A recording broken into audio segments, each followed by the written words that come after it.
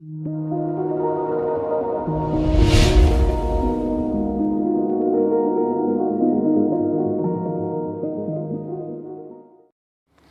everyone, welcome to Edu Bureau. I am Bhavna Kapoor.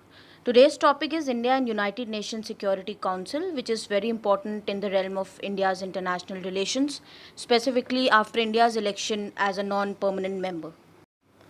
India was elected to United Nations Security Council as a non-permanent member.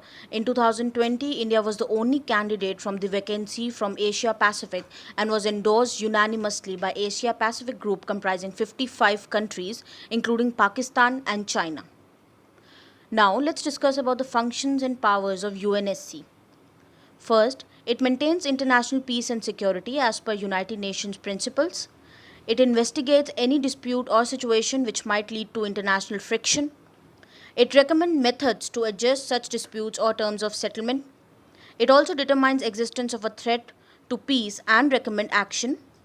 It takes military action against aggressor. It also takes call on members to apply economic sanctions and other measures not involving use of force to prevent or stop aggression. It also recommends admission of new members, and it also exercises trusteeship function of United Nations in strategic areas. It also recommends United Nations General Assembly, that is UNGA, appointment of Secretary General, and together with Assembly, it elects judges of the International Court of Justice, that is ICJ. Composition of United Nations Security Council is as follows. It has 5 permanent members, that is US, UK, China, France and Russia, and it has 10 non-permanent members that are elected for 2 years by UNGA. These 10 seats are distributed among the regions of the world. 5 are for Africa and Asia, 1 for Eastern Europe, 2 for Latin America and Caribbean, 2 for Western Europe and others. Also, there is an informal understanding between Asia and Africa groups to reserve 1 seat for an Arab country. Now let's talk about the significance of India's win at UNSC. The world places faith on India's commitment to multilateralism and reforms.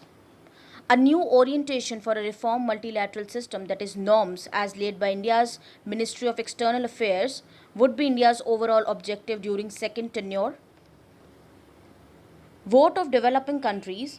India's win means that it has got a platform to voice issues of emerging countries that goes beyond the interest of permanent 5 members. Now what could be the challenges ahead? Achieving objectives laid down in norms would depend on how India will conduct diplomacy in global body, build alliances and raise issues that go beyond the interest of the 5 permanent members. It will lead to declining multilateralism. The COVID-19 pandemic has already shaken up the world order and sharpened US-China rivalry. This has opened up fresh debates on strengthening multilateralism. There is also possibility of polarized world. India should avoid temptation of taking sides at a time when UNSC is getting more and more polarized, especially in the wake of US-China relations. So overall, we can say that to serve India's interest and push for its agenda of a multilateralism and reforms, India should adopt value-based positions that are not transactional. With this, I end my today's video. Thank you and take care.